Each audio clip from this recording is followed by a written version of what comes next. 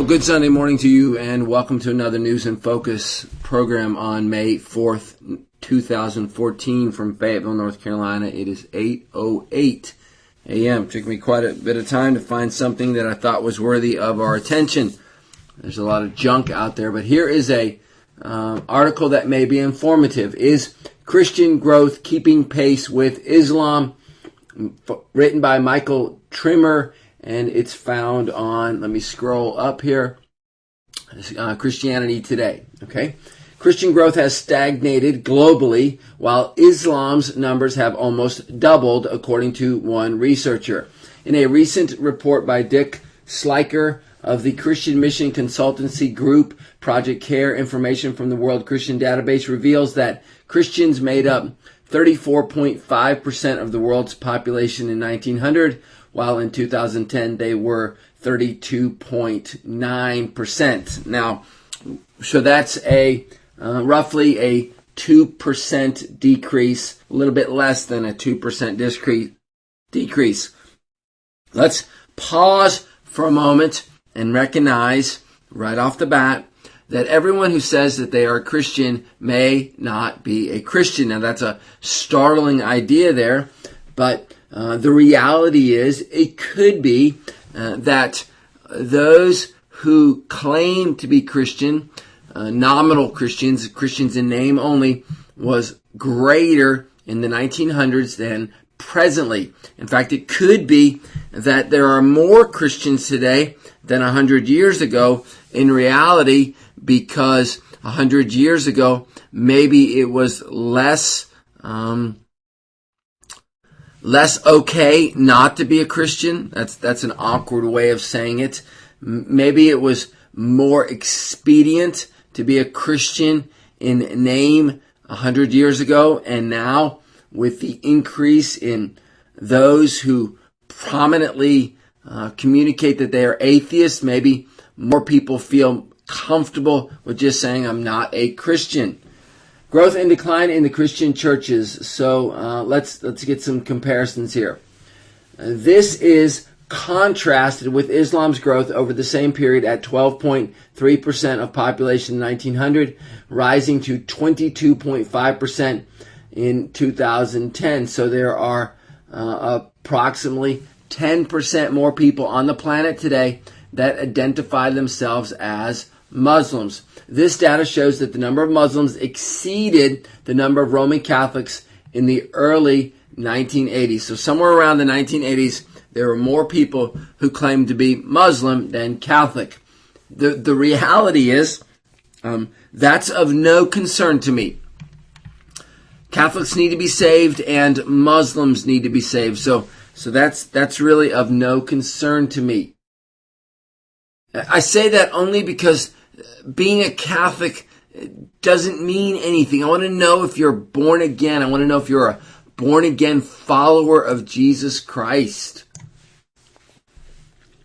Growth and decline in the Christian churches has been divided across various regions, but the general pattern has been that more Western industrialized countries have seen their Christian population decline, while developing countries are seeing increased growth. The most prominent growth can be seen in Africa, where Christian population increased by 37% between 1900 and 2010. Islam grew only 10% in the same period, making Africa the place where Christians have grown at a faster rate than Muslims. And to that, if that is accurate and correct, we want to say glory to God. Glory to God. Glory to God. That's absolutely essential if that's true. Again, we're dealing with people are just answering a question. It's not a revelation of whether they're actually a Christian or not. Within Africa, the fastest growing Christian regions are Eastern Africa and the sub-Saharan areas of the continent, which both saw 50% Christian population increase between 1900 and 2010. The most substantial decline for a single continent is North America, with 18% drop in Christian affiliation between 1900 and 2010. And so let's talk about that. So it's probably fair to say that most people listening to this podcast will be on the North American continent. So let's read that again. The most substantial decline for a single continent is in North America, with an 18% drop in Christian affiliation between 1900 and 2010. So let's examine that. Let's talk about that from two perspectives. Write down 1 and 2. Two perspectives.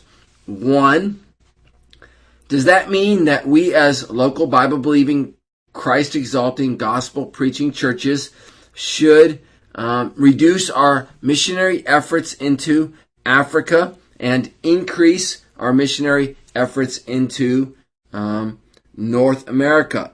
So how should we think about that? Well, there are two ways to think about that. Way number 1 is that it could be that the growth in the African, in Africa, the African countries, is not legitimate growth. It could be that what is actually growing there is the prosperity gospel, which would be of great concern to us because we would argue that it's not the true gospel, and so that would propel us to send missionaries there in a greater number, those who preach the gospel. So that's one idea. Now let's talk about on our own continent. Can we conclude the same thing? Can we conclude that there are a multiplicity of churches that are not preaching the true gospel, and so there's a necessity to plant more churches in America?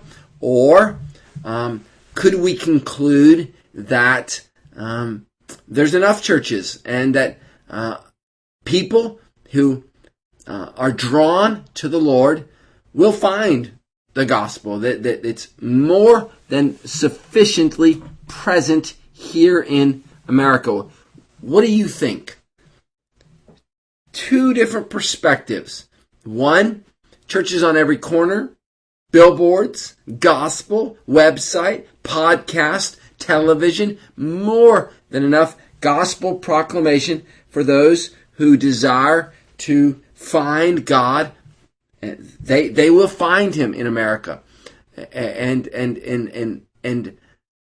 we need to continue to put our focus on those regions where the gospel is not on, quote, every corner. Or do we look at these numbers, these statistics, and say Africa's booming and North America's going down, and so let's pull out of Africa, or at least remain level and increase our focus in America or North America? What are your thoughts? All right, let's go back to the article. Scroll down here. Within Africa, the fastest growing Christian regions are Eastern Africa. We said that. The most substantial decline for a single continent is North America.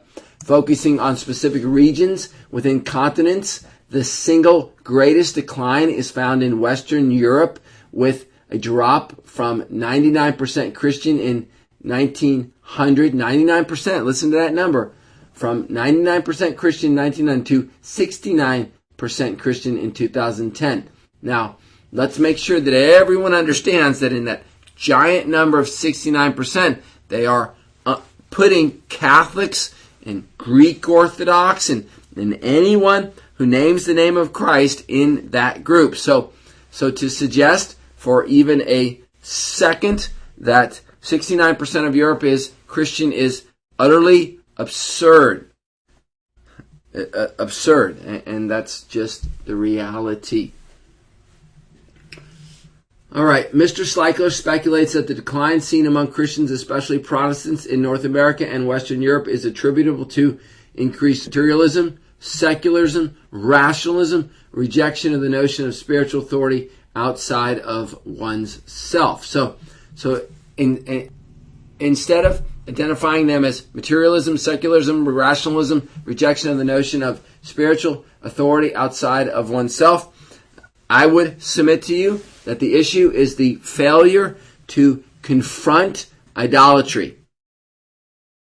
The failure to confront idolatry. It is the church's failure to exalt God and who He is, and the embracing of Arminianism in all its non-God glorifying, exalting secondary effects. Suddenly, I become the center of the universe, and the preaching of the gospel is all about humans. It's not the proclamation of God's glorious story of redemption, and therein lies this giant shift to humanism. Humanism in the church. And what God did in eternity past and on Calvary's cross and in the present time is not about Him and His glory. It's about me and my salvation. And so we should not be surprised that that results in more idolatry in a nation that is struggling with who God is. And that backfires in the presence of less people who name the name of Christ. Well, that's sufficient. I don't think there's anything else. Let me see if we have one last comment here. Asia was the only continent apart from Africa to see Christian growth. Asia was the only continent apart from Africa to see Christian growth. The Christian population there grew by 6% between 1900 and 2010. The Islamic population grew by 10%. So we should not be surprised that Islam is growing the way it is, and that we are struggling with the growth of Christianity. Read the Olivet Discourse by Christ in the Gospels, and you'll see exactly what I'm talking about. Thanks for listening. Have a great day.